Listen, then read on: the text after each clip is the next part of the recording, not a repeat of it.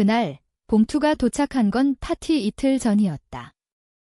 두껍고 크림색으로 고급스러워 보이려 애쓰는 세리프 폰트로 인쇄된 그것. 발신자 주소는 어머니 이름이 아니라 그냥 박씨 가족이라고만 적혀 있었다. 따뜻함도 손글씨도 없이 김영철 할아버님의 95세 생신 축하 모임에 초대합니다. 정식 정원 모임. 참석 부탁드립니다. 라고 적혀 있었다. 보고 싶어요 같은 말도 할아버지가 내 소식을 물어보시네 같은 말도 없었다. 그냥 장소와 시간, 그리고 할아버지를 정말 사랑한다면 오라는 암시뿐. 나는 주방 싱크대 위에 카드를 들고 1분 내내 서 있었다. 남편 지훈이가 태블릿으로 이메일을 읽으며 미지근한 커피를 홀짝이고 있었다. 나는 처음엔 아무 말도 하지 않고 그냥 서 있었다. 그가 결국 고개를 들었다. 괜찮아. 나는 말없이 카드를 그에게 밀었다. 그는 읽고 나서 표정 변화 없이 말했다. 드디어 보냈네. 이틀 전에. 몇 달 전부터 계획한 거면서 먼 친척처럼 참고로 통보하듯이. 너 오레곤에 사는 먼 친척이잖아. 웃기지 마. 그가 태블릿을 닫았다. 갈 거야. 나는 대답하지 않았다. 모르는 게 아니라 답이 항상 예수였다는 게 싫었기 때문이다. 그들은 내가 올 거란 걸 알았다. 죄책감 때문에, 묻힌 충성심 때문에, 어쩌면 이번엔 다를지도 모른다는 절박한 희망 때문에. 안 가도 돼, 그가 부드럽게 말했다. 하지만 나는 갔다. 그들을 위해서가 아니라 할아버지를 위해서. 다음 날 비행기를 타고 서울로 왔다. 서울 근교로 가는 드라이브는 조용했다. 뼈 속까지 울리는 그런 침묵. 고속도로 양옆으로 단풍이 붉고 주항으로 타오르듯 불타고 있었다. 세상이 정중하게 불타는 듯 했다. 나는 도로 표지판이 흐려지는 걸 보며 마지막 방문이 몇 년 전인지 세지 않으려 애썼다. 7년, 아니 8년.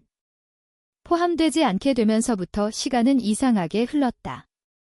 지훈이는 한 손으로 핸들을 잡고 다른 손으로 내 무릎에 가볍게 얹었다. 조용하네. 뭐라고 말할까? 그가 흘끗 봤다. 생각하는 거. 카드나 보낼 걸 그랬어. 잘 지내세요라고만 적힌 아무 의미 없는 홀마크 카드. 그는 웃지 않고 이해한다는 듯 고개만 끄덕였다. 그는 항상 그랬다. 집은 밖에서 보면 적어도 앞면은 똑같았다. 흰 셔터, 둘러싼 베란다, 할아버지가 심은 오래된 참나무가 여전히 지키고 서 있었다. 하지만 안으로 들어서자마자 알았다. 할아버지가 앉아 계시던 낡은 가죽 의자가 사라졌다. 삐걱대던 바닥이 새로 칠해졌다. 모든 게 새 페인트와 레몬, 세정제 냄새가 났다. 차갑고 무균적이었다. 손님들이 사방에서 와글거렸다. 와인잔과 새우꼬치로 균형을 맞추며. 누군가 묻지도 않고 샴페인 잔을 건넸다. 나는 마시지 않았다. 지훈이가 내 손을 쥐고 경호원처럼 방을 훑었다. 나는 환영 테이블로 걸어가 익숙한 걸 볼까 반쯤 기대했다. 오래된 사진, 어쩌면 구석에 끌려온 할아버지의 좋아하던 의자.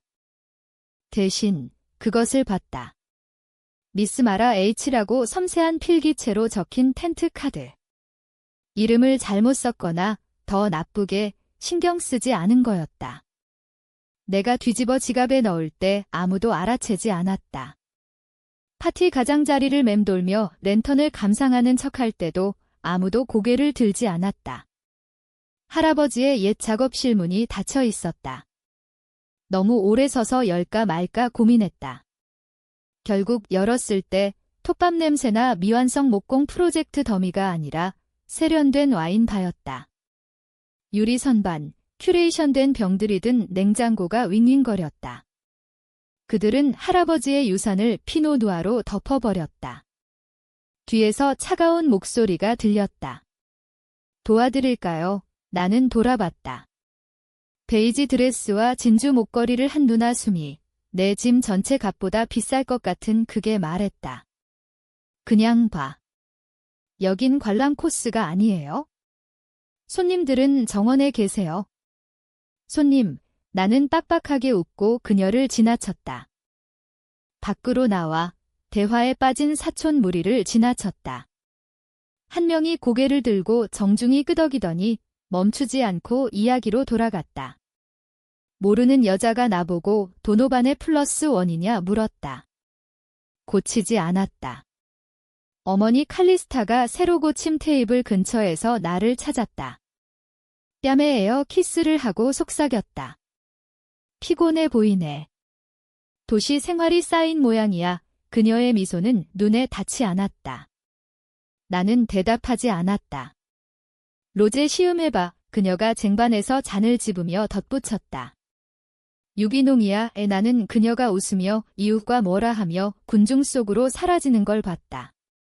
마치 내가 지나친 그림자처럼. 해가 지기 시작할 때 뒷문으로 맴돌았다. 목소리와 잔 부딪히는 소리가 희미해졌다. 울타리 근처에 홀로 서서 이 집에서 환영받던 마지막 때를 떠올리려 애썼다. 그때 목소리가 들렸다. 몇 달 계획한 거면서 너는 오지 말았어야 했어. 나는 날카롭게 돌아봤다. 아무도 없었다. 잎사귀 소리와 분수 소리뿐. 지훈이가 내 옆에 나타났다. 누가 그랬어? 숨이 가빠지며 물었다. 그는 대답하지 않고 가까이 기대 속삭였다. 평범하게 행동해. 평범하게 행동해. 지훈이가 숨소리보다 조금 크게 반복했다. 하지만 그의 목소리에 여유가 없었다. 너무 많이 보고 너무 적게 말하는 사람들에게 사는 정밀함뿐. 나는 그를 보려 고개를 돌렸고 순간 장난이냐 물어보고 싶었다. 그의 표정이 막았다. 차분하고 통제되고 경계하는. 잘못된 말 한마디가 존엄 이상을 빼앗을 상황에서만 쓰는 표정. 무슨 소리야? 나는 지나가는 손님에게 빡빡한 미소를 지으며 속삭였다. 그는 대답하지 않았다. 그의 시선이 퍼골라 근처 휠체어로 돌아갔다. 모두가 할아버지라 부르는 남자가 조용히 미소 지으며 앉아 있었다. 나는 그의 시선을 따라 얼어붙었다. 남자가 나를 마주보고 있었다. 사람들이 그를 둘러싸고 웃으며 반응 없는 이야기를 했다. 그는 정중히 끄덕이며 메트로놈처럼 깜빡였다. 나는 손을 들었다. 극적으로가 아니라 절박하게가 아니라 과거 모든 걸 공유하던 두 사람 간의 단순한 인사. 그는 나를 받고 깜빡이지 않았다. 한 번도. 그의 눈이 나를 놓친 손님처럼 스치고 지나갔다.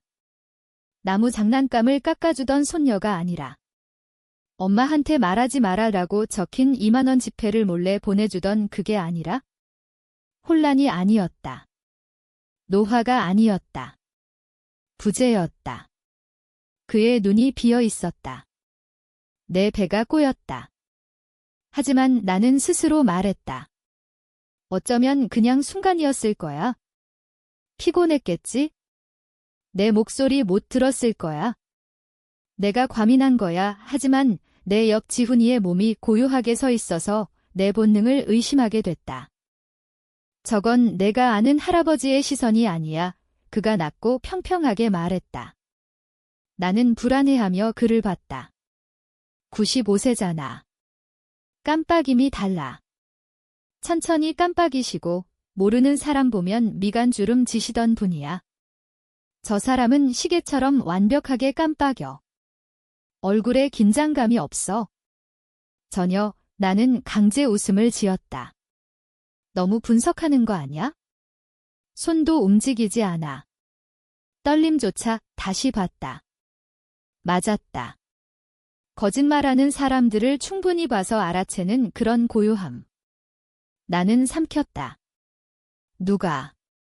가짜로. 그는 시선으로 나를 끊었다. 가방 챙겨. 웃어. 평범하게. 나는 그를 보며 깜빡였다. 무서워. 진심이야. 내가 말하는 게 뭔지 알아. 그는 끄덕이지 않았다. 깜빡이지 않았다. 그냥 그 남자를 지켜봤다. 그 남자. 가장 이상한 건 나도 진짜 지켜보기 시작했다는 거다. 할아버지의 귀곡선이 저렇지 않았어. 자세도 아니야? 스웨터 베스트도 아니야. 할아버지는 아가일 무늬 싫어하셨어. 재미있어 보이려는 겁쟁이들의 패턴이라고 농담하시곤 했어. 그런데 저 남자는 뻣뻣하게 아가일 입고 모르는 친척들에게 둘러싸여 할아버지가 치과 대기실 음악이라고 부르실 재즈 플레이리스트를 듣고 있었다. 내 가슴에 무게가 내려앉았고 손가락이 살짝 떨리기 시작했다. 공황이 아니라 계산으로. 지훈이를 봤다. 안으로 들어갈게, 뭐 좀 가져올게. 그는 작게 끄덕였다. 웃으며 나가. 나는 그랬다. 손님 무리를 지나 못 들은 농담에 웃고 우리가 쓰는 게스트룸으로 들어갔다. 문 닫히자마자 생각보다 몸이 빨랐다. 여행 가방 열고 필수품 짚고 한 번에 지퍼 닫았다. 손에 땀이 났고 숨이 얕아졌다. 이걸 정말 하는 거야? 정말 믿는 거야? 틀리면 창피할 텐데 스스로 속삭였다. 하지만 맞으면. 문장을 끝내지 않았다. 아무 일 없던 듯 계단 내려갔다. 집 구석은 정원 채터링에도 조용했다. 펀치볼 근처 칼리스타를 지나쳤다. 그녀의 웃음이 너무 밝고 날카로웠다. 수미는 옛 가족 친구들 사이에서 부동산 이야기를 하고 있었다. 내가 앞문으로 빠져나갈 때 아무도 알아채지 않았다. 해가 더 낮아졌다. 진입로가 그늘졌다. 지훈이가 렌터카 조수석 문에 기대 한 손으로 손잡이 잡고 다른 손으로 엉덩이 받치며 인내의 브로슈어 모델처럼 서 있었다. 가방 어깨에 메고 다가갔다. 그가 문 열었다. 내가 탔다. 그는 문 닫고 잠갔다. 그러고 나서 드라마 없이 말했다. 저건 내 할아버지가 아니야. 차 안 공기가 무언가로 두껍게 느껴졌다. 뇌우 전 압력이 오르지만 하늘이 아직 갈라지지 않은 순간처럼. 지훈이가 핸들 위에 손 얹고 조용히 앉아 있었다. 나는 앞을 봤지만 나무도 진입로도 안 보였다. 그 남자의 눈이 나를 보이지 않는 듯 스치는 루프만. 이해 안 돼, 말이 안 돼, 속삭였다. 내 목소리가 떨렸지만 공포가 아니었다. 풀리는 종류였다. 내 뇌가 과거로 손 뻗어 항상 진실이었던 무언가에 고정하려 했다. 할아버지의 꼬마야 목소리. 피아노 리사이틀 후 항상 따뜻하고 안정된 손 위에 설탕 안 넣은 커피와 삼나무 냄새. 휠체어 남자에게 그 어떤 것도 없었다. 스웨터 베스트 입은 껍데기, 장면 끝나길 기다리듯 깜빡이는 5분만 마침내 지훈이를 보며 말했다. 스웨터 위에 뒀어. 그는 논쟁하지 않았다. 그냥 끄덕이고 문 풀고 조심해 말했다. 나는 내게 아닌 차분함으로 밖으로 나와 집으로 돌아갔다.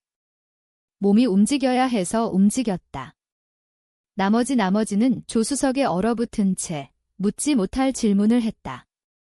안에서 집은 가짜 웃음과 와인 잔소리로 와글거렸다. 부엌 지나갈 때 아무도 알아채지 않았다. 나는 내가 아는 계단으로 곧장 올라갔다. 할아버지가 생각 오르막이라고 부르시던 그 계단. 그의 서재가 복도 끝에 있었다. 완전히 변하지 않았다. 벽지 새로 하고 커튼 바꿨지만 무거운 책상은 창가에 앉아 있었고 옛 책장은 여전히 왼쪽으로 살짝 기울어 있었다. 책상 가장자리를 손가락으로 훑었다. 표면이 최근 광택 났지만 펜 놓던 미세한 움푹함이 느껴졌다. 가운데 서랍 열었다. 비었다. 다음 것도 비었다. 하지만 왼쪽 세 번째 서랍이 당길 때 삐걱거렸다. 뒤에 뭐가 끼었다. 손 넣고 종이를 만졌다. 누렇게 변한 봉투. 어디서나 알 글씨로 내 이름. 할아버지의. 잉크가 살짝 번진 펜 너무 세게 준 듯 우표도 봉인도 없이 읽히길 의도했지만 보내지 않은 편지. 날짜가 2년 전 숨이 안 쉬어졌다. 2년의 침묵. 답 없는 문자 2년. 피곤하시다거나 자고 계시다거나 통화할 기운 없다고 들은 2년. 편지 열었다. 민지야, 너는 항상 내 나침반이었어. 조용히 있는 게 쉬울 때도 질문을 했지? 나한테 무슨 일 생기고 소식 없으면 내가 안 신경 쓴 줄 알지 마. 그건 내가 아니야. 그들이 너한테 문 닫으면 내 탓 아니야. 그들 탓이고 그들은 알아. 은의 손이 떨렸다. 종이가 너무 부드럽고 가벼워서 담긴 무게에 비해. 천천히 계단 내려갔다. 손에 편지 꽉 쥔 채 거실에서 칼리스타가 모르는 이웃들과 말하고 세상에 아무 문제 없다는 듯 웃고 있었다. 그녀가 날 알아챌 때까지 문간에 섰다. 그녀 얼굴이 순간 깜빡했지만 1초뿐. 그게 뭐야? 톤이 차가웠다. 나는 편지 건넸다. 그녀가 빠르게 읽고 웃었다.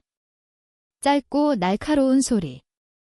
마지막 몇 달에 이런 거 많이 썼어. 반은 너를 간호사로 착각했지? 이건. 다른 사람한테 쓴 줄 알았겠네. 나는 그녀를 봤다. 이제 내 기억까지 의심스러워. 그녀가 종이 들었다. 민지야, 혼란스러웠어. 아니, 내가 의도보다 크게 말했다. 명확해. 이 편지는 명확해. 장면 만들지 마. 그녀가 미소 지으며 소화됐다. 하지만 이미 장면이었다. 내가 목소리 높여서가 아니라 다른 누구도 움직이지 않아서. 방이 얼어붙었다. 보이진 않지만 감정적으로. 모두가 다음에 내가 뭐 할지 보려 멈춘 듯 나는 소리 지르지 않았다. 울지 않았다. 돌아서 앞문으로 갔다. 지훈이가 문틀에 기대 서 있었다. 편지 건넸다. 그는 한 번, 또 한 번 읽었다. 이건 혼란이 아니야. 명확함이야. 나는 끄덕였지만 말 못했다. 우리는 베란다에 함께 섰다. 파티의 낮은 웅성거림이 창문을 통해 새어나왔다. 10분에 10년 늙은 기분. 죽기 훨씬 전에 그를 묻었어. 조용히 말했다. 지훈이가 숨을 내쉬었다. 내가 선택받은 순간부터 그를 없애려 했어. 나는 더 천천히 끄덕였다. 생각이 당밀처럼 무겁고 끈적였다. 가스라이팅은 아직 믿고 싶은 사람들에게 제일 잘 먹혀. 그가 덧붙였다. 나는 그를 봤다. 그들이 이런 짓 할 줄 믿고 싶지 않았어. 하지만 믿었잖아. 증거가 없었을 뿐 우리는 떠나려 돌아섰다. 베란다에서 내려서자 반쯤 아는 여자, 가정부일까 내 팔을 만졌다. 한마디만 할게. 그녀가 속삭였다. 나는 멈췄다. 매주 내 소식 물으셨어. 내 심장이 멎었다. 하지만 그들이 거짓말했어. 제대로 하지도 못하면서 파티로 돌아갔을 때 모든 게 떠났을 때처럼 광택나고 텅 비어 보였다. 퍼골라 위 스트링 라이트가 인공별처럼 빛나 저녁 내내 내 눈 마주치지 않은 사람들에게 따뜻한 색조를 드리웠다. 지갑 속 접힌 편지 주위로 손가락이 말렸다. 손은 더 떨리지 않았다. 하지만 가슴은 달랐다. 이름도 못 붙일 무언가에 숨을 참는 기분. 모르는 먼 사촌이 그릴 근처에서 토스트를 하고 있었다. 나는 자리로, 아니 그들이 내 자리라 한 곳으로 돌아갔다. 케이터링 테이블 옆접이 테이블, 사용된 냅킨과 플라스틱 포크 쌓인 곳, 이름 카드 없고, 꽃 장식 없고, 금속 다리와 쓰레기통 뷰뿐. 정원을 훑었다. 다른 사촌들마다 라벨링된 의자. 립스틱 훔치러 내 방에 들어온 제나조차 미스 버몬트처럼 필기체 이름 텐트 카드. 나는 조용히 앉아 누군가 와인잔에서 튄 물방울을 드레스에서 털었다. 어머니가 정원 건너 모르는 누군가와 열정적으로 말하고 있었다. 지훈이가 바에서 아이스티 2잔 들고 돌아와 말없이 내 옆에 놓았다. 그는 묻지 않을 만큼 알았다. 순간 지나고 나는 일어났다. 누구에게도 말 안 했다. 그들 허락 필요 없었다. 정원을 가로지르며 휴가와 시장 가격 이야기하는 친척 무리를 헤치고 휠체어 근처에 멈췄다. 할아버지, 아니 남자가 여전히 앉아 정치인처럼 무미한 미소 지으며 영어를 못하는 나는 구부렸다. 슬리. 남자가 나를 보며 여전히 그 미소로 깜빡였다. 하지만 이번엔 가까이서 봤다. 피부 질감이 달랐다. 할아버지의 주름은 삶의 흔적이었지만 이건 화장처럼 보였다. 할아버지 속삭였다. 그는 반응하지 않았다. 그냥 시선이 스쳤다. 내 심장이 쿵쾅거렸다. 이건 단순한 노화가 아니었다. 가짜였다. 배신의 냄새가 났다. 가족이 할아버지를 숨기고 유산을 훔치려 한 거였다. 그 순간 상처가 고통으로 변했다. 왜 나를 지웠을까? 왜 할아버지의 마지막을 훔쳤을까? 나는 돌아서서 지훈이에게 시선 보냈다. 그는 이미 알았다. 나가자 그가 속삭였다. 호텔로 돌아온 후 지훈이가 물병을 건네고 책상에 앉았다. 나는 침대 가장자리에 앉아 노트북을 켜고 몇 달 안 건드린 폴더를 열었다. 김영철, 마지막 통화라는 파일, 비디오가 천천히 로드됐다. 숨이 멎을 때 그의 얼굴이 나타났다. 진짜 할아버지의 얼굴. 메이크업 없고, 마스크 없고, 공연 없고. 피곤하지만 현존하는. 목소리가 느렸지만 눈이 맑았다. 이걸 보고 있다면 뭔가 잘못됐다는 거지? 아니면 내가 의심한 대로 됐거나. 그는 뒤로 기대며 관자놀이를 문질렀다.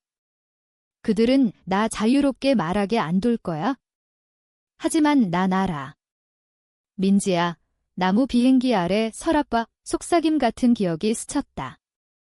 그의 작업 때 7살 때 광택 내게 해주던 옛 나무 손 비행기.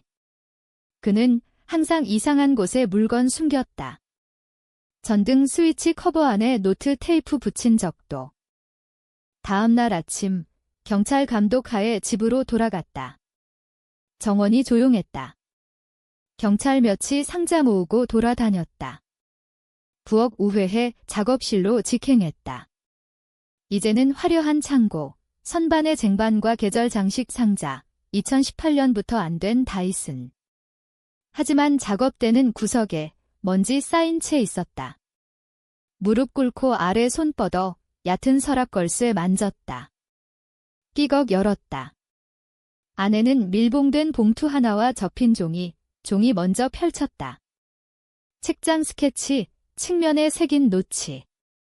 할아버지의 익숙한 파란 잉크 노트, 치수, 나무 종류, 중심에 컴퍼스 알림.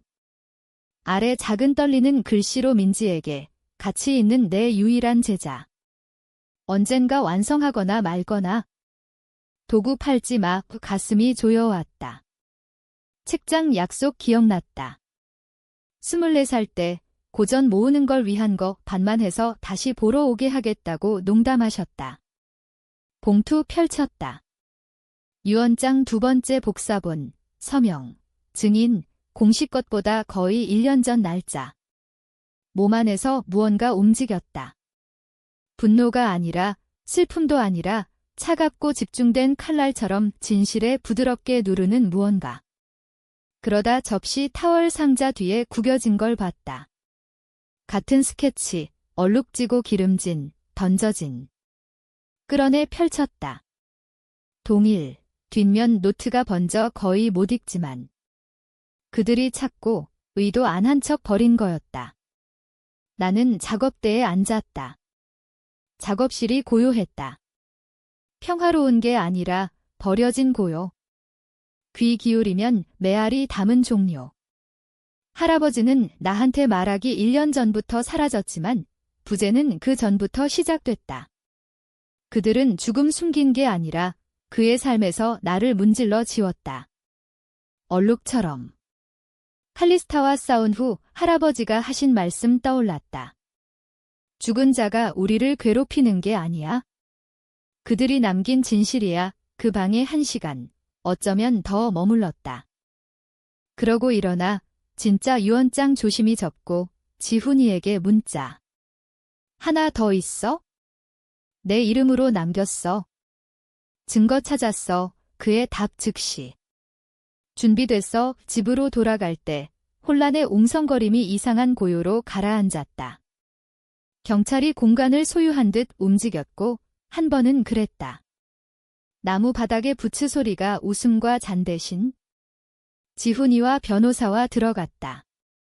그는 아문 리드 경찰에게 한 번 끄덕였다. 소개 필요 없었다. 이제 모두가 나를 알았다. 목소리 높여서가 아니라 나를 침묵시키려 너무 애썼기 때문에. 경찰이 변호사에게 클립보드 건넸다. 초기 질문 끝났습니다. 아이디 결과 나왔어요. 두 번째 경찰이 서재에서 나타났다. DNA 확인. 휠체어 남자는 김영철이 아닙니다. 방이 헐떡이지 않았다. 숨을 내쉬었다. 세이블호크, 몽펠리에 출신, 소원한 형제, 김영철 유산의 법적 지위 없음, 가족 재산 접근 권한 없음. 죽은 남자 흉내내기 위해 현금 받음. 나는 조용히 끄덕였다. 안에서 모든 게 고요했다. 참은 숨처럼. 축하할 계획 없었다. 승리가 아니라 풀림이었다. 준비됐어? 변호사가 물었다. 될 만큼. 할아버지의 진짜 사무실로 들어갔다. 수미가 와인 바로 바꾸려 한 게 아니었다. 책상 위에 증거 테이프 밀봉 폴더. 안에는 인쇄 문서, 스캔 이메일, 타임스탬프, 모두 의도적 캠페인 상세, 위조 기록, 가짜 법률 자문, 백데이트 발표. 하지만 숨막힌 건 유언장이 아니라 생일 카드였다. 디지털 서명 붙은 단순 카드.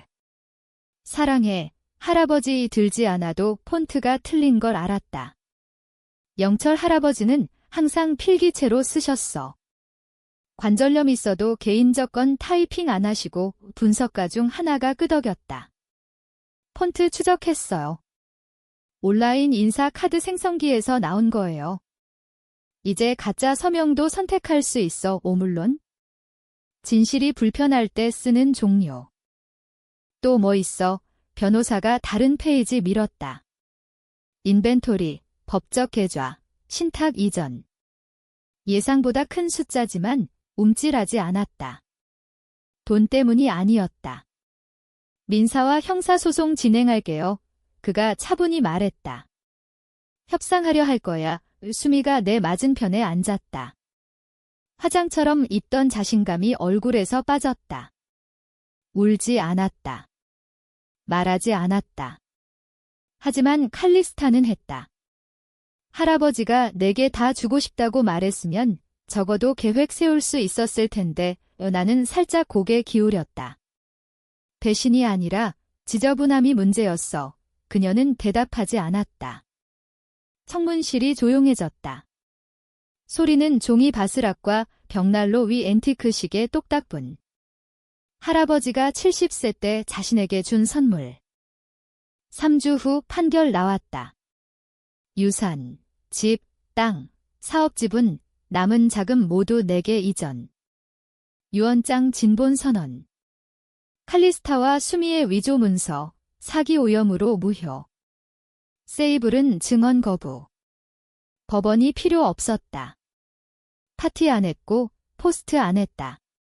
그냥 자갈길 타고 올라 느릅나무 아래 주차하고 삼나무 냄새 안 그친 집으로 들어갔다. 방마다 조용히 걸었다. 할아버지의 서재에 아직 그가 나한테 이야기 읽어주던 의자. 부엌은 같은 곳에서 삐걱. 그의 옛 로브는 문 뒤에 내일 돌아올 듯 걸려. 아무것도 안 만졌다. 필요 없었다. 이미 내 거였다. 그날 밤 잠그려 할 때 앞문 노크. 예상 없음. 천천히 열었다. 문 매트에 상자. 반송 주소 없고 작고 갈색 종이 포장. 다른 시대처럼 끈 묶인. 안으로 들여 부엌 카운터에 놓았다. 안에는 할아버지의 손목시계, 일요일마다 차던 거, 옆에 사진. 4살 나, 그의 무릎에 앉아 책 펼친 채 그는 카메라가 아니라 나를 봤다. 노트 없고 지울 수 없는 무언가의 메아리뿐. 용서할 준비 안 됐지만 그들이 나를 정의하지 않게 할 준비는 됐다. 집은 이제 법적으로 마침내 부정할 수 없이 내 거였다. 하지만 걸으며 타인의 기억 속으로 미끄러지는 기분. 바닥 메아리가 달라. 벽이 더 조용해. 집 자체가 어떤 박씨가 될지 보려 기다리는 듯 할아버지 방에 서서 옷장 가장자리 손가락으로 훑었다. 먼지 털리고 광택나고 완벽하게 정리된. 그의 빚, 흩어진 동전, 새 권 교대하던 페이퍼백 흔적 없음. 이곳을 깨끗하게 한 건 슬픔이 아니라 폐쇄 행세하는 죄책감이었다. 방마다 페인트 벗기듯 움직였다. 만기 지난 비타민 봉지 아래 할아버지의 안경 찾았다. 세탁문 뒤 그의 옛 목공 앞치마, 칼리스타가 크리스마스 파티에 입던 블레이저 아래 숨겨진. 중요한 걸 모았다. 보존이 아니라 평화를 위해. 일부는 포장해. 일부는 주저없이 기부 더미에. 부엌에서 연문서와 공과금 청구서 정리할 때 뒤 스크린 문 부드러운 노크. 돌아보니 그녀 10년 넘게 온오프 우리와 있던 가정 부린다. 마지막 수표 받으러 왔어요. 목소리 낮고 거의 부끄러워. 물론 나는 옆으로 비키며 말했다. 그녀는 완전히 안 들어오고 문턱 근처 맴돌며 내가 책상 서랍 뒤지는 걸 봤다. 봉투 건네며 그녀가 멈췄다. 매주 금요일 내 소식 물으셨어. 왜 내 손이 공중에 멈췄다. 매주 금요일 그녀가 반복. 기분 상관없이 전화 왔냐, 소식 들었냐 물으시고 그 발자나 나는 끄덕였다. 눈물 안 왔다. 붕괴 안 그냥 가슴에 작은 단단한 인정. 내 안 목소리가 속삭였다. 상상 아니야. 이틴 거 아니야. 린다가 몇 년 안 본 표정 지었다. 연민과 존경 섞인. 그녀는 더 말 없이 갔다. 나는 카운터 가장자리 잡고 서서 아무도 지우지 못한 리놀륨 얼룩의 시선 고정. 그날 밤 작업실로 갔다. 불 안 켰다. 작업대에 앉아 서두르지 않고 사포질 가르쳐 주시던 그곳. 상상했다. 소매 없고 머리에 톱밥, 항상 안정된 목소리. 그들은 내가 그들 유산인 줄 알았어. 속삭였다. 하지만 내 할아버지의 웃음 기억한 건 나야? 그들이 숨겼지만 나는 계속 지었어. 그는 대답 안 했지만 침묵이 텅 비지 않았다. 나중에 노트북 꺼내 보내지 않을 편지 썼다. 칼리스타와 수미에게 시작할 좋은 방법 없으니 여기서 시작할게. 너희는 이기지 못했어. 나 지우지 못했어. 그분 지우지 못했어. 한 건 이기적이고 계산적이고 잔인했어. 연습에서 오는 자신감으로 거짓말했어. 하지만 난 아직 여기 있어. 복수로 쓰는 거 아니야. 이 말 큰 소리로 해야 해서 쓰는 거야. 한 번만이라도. 그분이 나 선택하셨어. 유산 때문이 아니라, 집 때문이 아니라, 기억 때문, 다른 누구도 믿지 못할 자신 일부 때문. 너희는 집 잃었어. 나는 이름 되찾았어. 편지 접어 16살 때 준 스케치북 뒤에 넣었다. 할아버지가 내 이니셜 새긴 그거. 그 노트북은 여기 머물 거야. 밤에 잠그려 할 때 앞계단 근처 움직임 깜빡임. 동네 아이 7이나 8쯤 베란다 근처 쪼그리고. 나 보자 빨리 일어나. 수줍게 손 흔들고 보도로 달아났다. 문 열고 내려봤다.